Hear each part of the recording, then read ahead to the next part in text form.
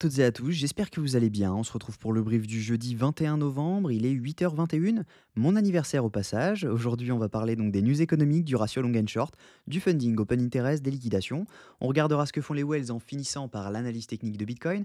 Mais avant ça, on va regarder donc ce qui s'est passé hier. On a Up Only, donc c'est ce que je vous disais, hein, il n'y a pas de short à ouvrir tant qu'on ne valide pas une structure baissière. Actuellement, on n'a pas de structure baissière, on n'en a pas eu. Même quand on a fait ce rect, on n'en avait pas du tout.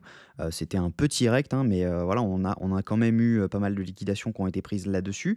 On n'a pas validé donc de changement de tendance en faisant cela, que ce soit en M15 ou en H1. Donc voilà, il fallait continuer tout simplement sur la tendance haussière.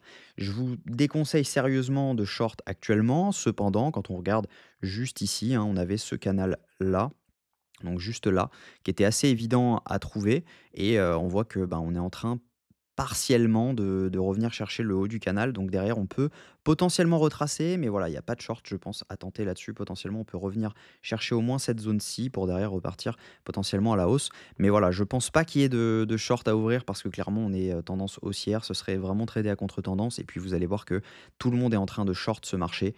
Et c'est vraiment affolant. Ça veut dire que bah, on peut ne pas s'arrêter là parce que tant que les gens vont short, bah, on a des liquidations qui s'accumulent au nord. Et par conséquent, bah, on a énormément à venir chercher au nord et donc ça pousse le prix vers la hausse.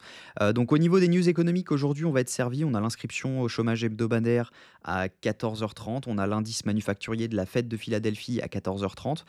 On a également les ventes de logements existants à 16h, donc ça, c'est vraiment pas une news très, très importante. Mais à 14h30, attendez-vous à avoir pas mal de mouvements, donc jusqu'à l'ouverture des marchés, autour de 15h30, 16h, il risque d'avoir du mouvement. Donc 14h30 à 16h, ça risque de bouger.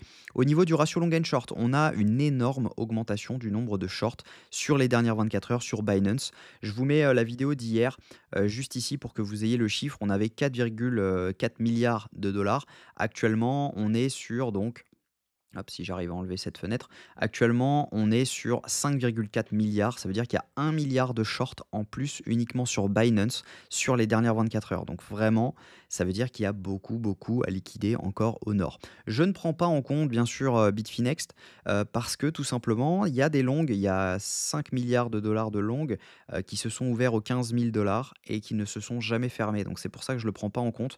Et c'est pour ça qu'on a 100% de longues sur Bitfinex parce que tout simplement, bah, il y a eu des longs qui se sont ouverts à 15 000 dollars qui ne sont jamais fermés et c'est pour ça que je ne prends pas en compte cette data. Je prends uniquement Binance parce que c'est là où il y a la variation et c'est là où les retails trade. Donc voilà, on a une énorme augmentation du nombre de longues et une diminution du nombre de shorts pardon, et une diminution du nombre de longues sur les dernières 24 heures de près de 80 millions.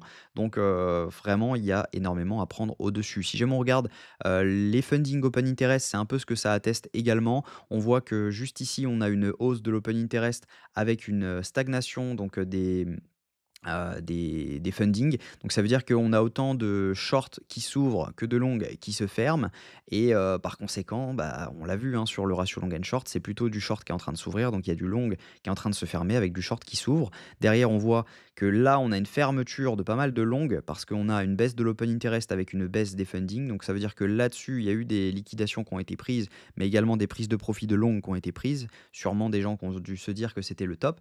Et derrière, on revoit l'open interest remonter avec des fundings qui, eux, redescendent. Donc ça veut dire que juste ici, c'était du short qui s'est ouvert. Donc on a des liquidations qui se sont accumulées au nord. Donc on est revenu les chercher derrière. On revoit donc tout simplement que ça dump juste ici. Je vais zoomer un peu pour que vous voyez mieux. On voit que ça dump ici sur l'open interest avec une rehausse de l'open interest. Donc ça veut dire que ce sont des shorts qui se referment. Derrière, on revoit une hausse de l'open interest avec une baisse des funding. Donc ça veut dire que juste ici, il y a pas mal de shorts qui se sont réouverts. Et derrière, on voit quoi? On voit une baisse de l'open interest avec une hausse des funding. Donc ça veut dire que ce sont là donc des shorts qui se sont refermés là-dessus. Donc on a pas mal de profits qui ont été pris sur les shorts. Mais derrière, on revoit l'open interest remonter avec donc des funding qui range eux. Donc clairement, bah, on a autant de shorts qui se sont ouverts que de longs qui se sont fermés. Donc là, on a des fundings qui sont plutôt hauts. On a 0,012, mais c'est pas non plus un chiffre énorme parce qu'on a déjà eu des 0,4 sur Bitcoin en termes de bull run. Donc clairement, là, on n'est pas non plus sur des chiffres énormes, même si on est 0,002 au-dessus de la moyenne. Au niveau des liquidations, donc on a pas mal de liquidations à venir chercher à la baisse, mais potentiellement, c'est des liquidations qui ne sont plus là parce que c'est sur des longues des dernières 48 heures, donc c'est des positions qui sont potentiellement fermées. On voit qu'on avait pas mal de liquidations à venir chercher ici. On a un cluster qui s'étend jusqu'aux 98 726 $, donc potentiellement, on peut venir les chercher. Sur 24 heures, même chose, on a un cluster donc jusqu'aux 98 770 $. On n'est pas à l'abri d'aller le chercher tant qu'on reste haussier. En attendant, on a énormément de liquidations à la baisse et par conséquent, si jamais on commence à faire une structure baissière, il est possible qu'on vienne les chercher. Donc attention quand même, n'allez pas long tout ce qui bouge, cherchez vraiment des setups parfaits parce qu'à mon avis, il y a quand même un rect qui se prépare, même si on resterait haussier avec ce rect, ça permettrait simplement de repartir sur des bonnes bases. Au niveau de ce que font les whales actuellement sont en train d'acheter, les retails sont en train d'acheter, les micro-whales sont en train d'acheter. Donc on a vraiment un prix qui est poussé par le spot et c'est là où c'est intéressant parce que du coup, le spot achète, les liquidations donc de short deviennent acheteuses et par conséquent, ça augmente encore et encore et encore le prix et par conséquent, bah, ça accélère le prix à la hausse. Donc techniquement, moi, ce que je pense, c'est qu'on n'est pas à l'abri de refaire encore donc une hausse juste ici et derrière pouvoir potentiellement retracer, revenir chercher donc l'order block qu'on a juste ici et potentiellement ça pourrait être une belle entrée de longue si jamais on revient chercher cet order block-ci avec un SL donc qui va être assez large parce que clairement donc voilà je sais pas si jamais le RR sera intéressant en fonction de ça mais je pense que voilà pour être sécure il faut quand même se mettre en dessous ici, au niveau de donc du changement de tendance H4, donc ça veut dire que, bah, le changement de tendance, il se situe au moins ici et par conséquent, si jamais vous voulez être safe, le SL se trouve à 91 000 $. En revanche, il y aura quand même un scalp à tenter si jamais on arrive dans cette zone avec un stop loss sous cette zone-ci, parce que pour rappel, on a quand même liquidé, on a pris l'order block que nous avions donc juste ici, là, c'est un order block, même s'il est petit, ça reste un order block. Je vais zoomer un peu. Donc juste ici, on voit qu'on l'a pris parfaitement. Donc il y avait ce scalp hier à tenter. Je sais qu'il y a un abonné dans le groupe Discord qui l'a pris et qui était vraiment, vraiment clean. Donc juste celui-ci, il y avait donc ce trade à prendre et potentiellement, voilà, pour venir target donc le haut de ce canal et ça donnait un RR de 14. Donc il faut vraiment être à l'affût.